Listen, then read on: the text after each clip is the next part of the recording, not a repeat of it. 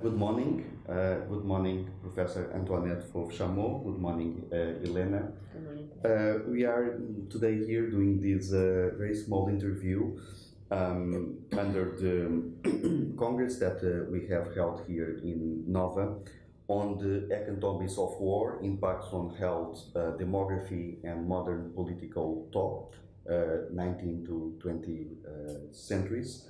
And we have today Professor Antoinette. We are very happy to host you here and to do this interview. So, shall we start by the book that Global History of Historical Demography came out last year with Peter Lang, and you did a great job. You're one of the editors, along with Johan Bolovan and Solvi Sorning from Norway. What can you tell us a bit about the book in just some words? Yes, it was a pleasure to finally publish this book, A Global History of Historical Demography, half a century of interdisciplinary. This book took quite a long time to be settled, but now it is here. It's a great achievement and a joint work with Professor Johan Bolovan, as you said, and Professor Solvi Sorning, who unfortunately passed away last March. But we wanted to present the history of the historical demography as a discipline. This discipline was born in the 60s with the International Commission of Historical Demography. After long maturation, we thought that 50 histories of this discipline should be presented in a global perspective, since historical demography developed in many countries, first in Europe and also in America, and later on in Japan, in Asia, in Australia, everywhere. And I'm particularly interested also in the development that in the emerging countries, as Africa. I think it's very important that we have presentation by 51 authors in 37 chapters, all different. And originally we wanted, with Professor Bolovan, we wanted to have short chapters. But finally, each authors, and sometimes 2 or 3 authors together, explain the history of the development of demography from historical perspective in their own country with their own background. So we decided to keep it as it was and to include the references, the history of their own country. So finally it makes a book of 700 pages. And I'm sure it will be, how do you say, not like a Bible, but I think it will be very useful for everyone working on historical demography. Of course, and I shall stress that in your very long career, you were also very committed to think about historical demography, about the outcomes and the perspectives for the future. And then I'm just reading your very recent paper on a personal account of the history of historical demography in Europe at the end of the glorious 30. And it's quite striking when we realize that you were just in the front, in the very beginning of this movement, the Annals School, and that you work maybe closely with Fernand Braudel, Emmanuel Leroy-Ladurie, and even you have the opportunity to meet Louis Henry, the father of historical demography, and then of course we with Peter Laslett. So I think that you were just after you completed your MA, you hosted Peter Laslett in 1968 in Paris. Could you describe this period? Because for young researchers as Helena and me, it is quite striking that you met Fernand Braudel and Peter Lazar because it's such a mythical figure that you want to know a little bit more about this, if you may. Yes, I wanted to not to teach, so I decided to do research, and I visited Fernand Braudel for his advice on what I could do, because I wanted to do something comparative with England, particularly on modern history, and family was one of the options, of course. I was checking of economic history. At the time, it was quite the history of prices. There were various options. And Braudel did not give me a precise advice, but on his desk there was a book, and he said, "Oh, Antoinette," because I knew Braudel before, because I'm born in an academic family, so I had a chance before to meet Braudel, but this was, academic interview. And he said, "Oh, this book, you see, if you could translate the first chapter, I would be happy. And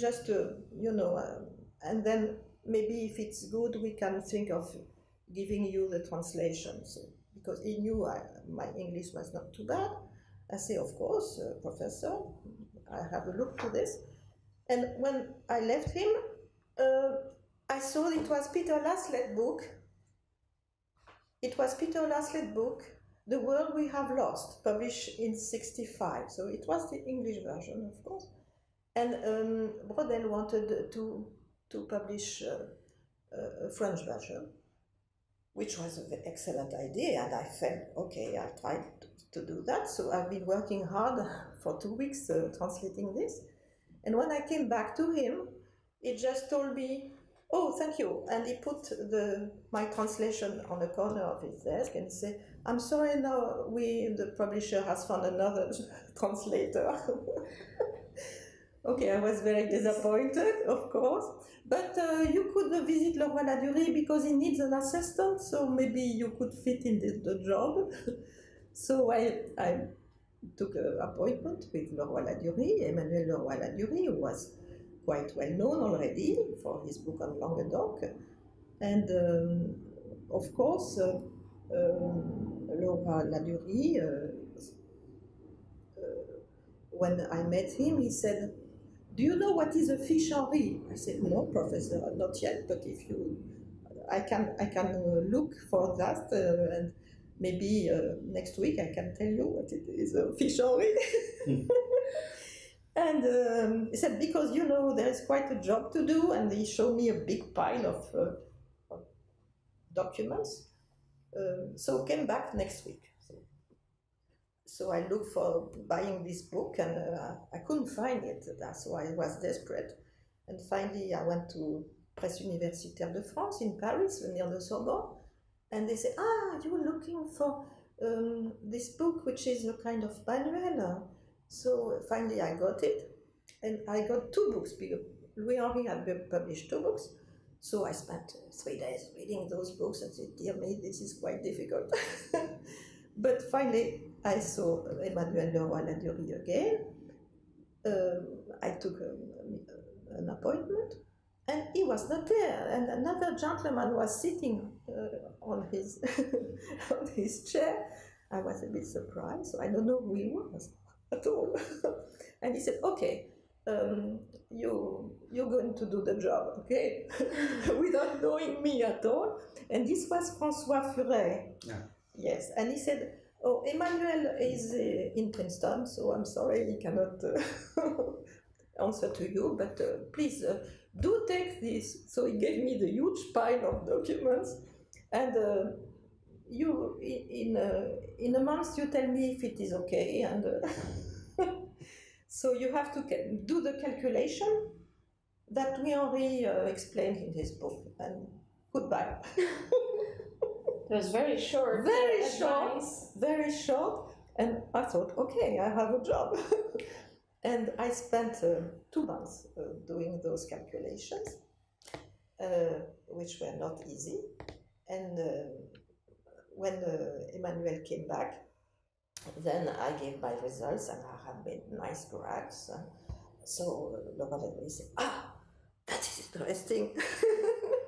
So I had the chance that the results were quite new, and because they show that in this town of Châtillon-sur-Seine in Burgundy, that those family forms were on, there was clearly early contraceptive behavior of the population as a whole, not only the notable people, the bourgeoisie, but also the artisan, all the whole population that was included in those files.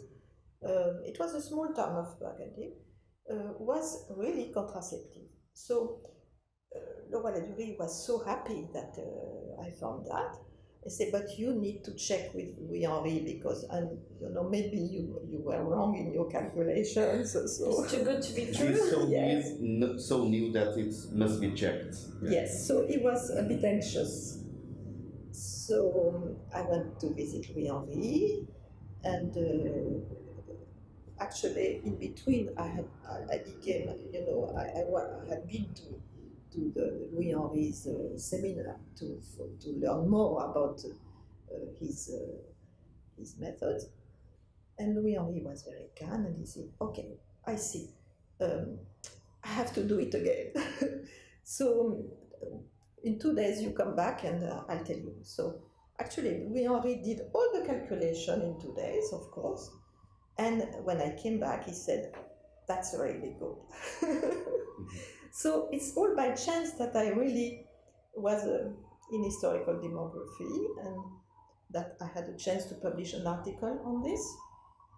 And further, of course, I had chosen another topic, but I kept historical demography. So to come back now to Peter Laslett, after this event of finding interesting, unexpected results, that were something that everybody was expecting, but there was no proof of really contraceptive behavior in the population in France.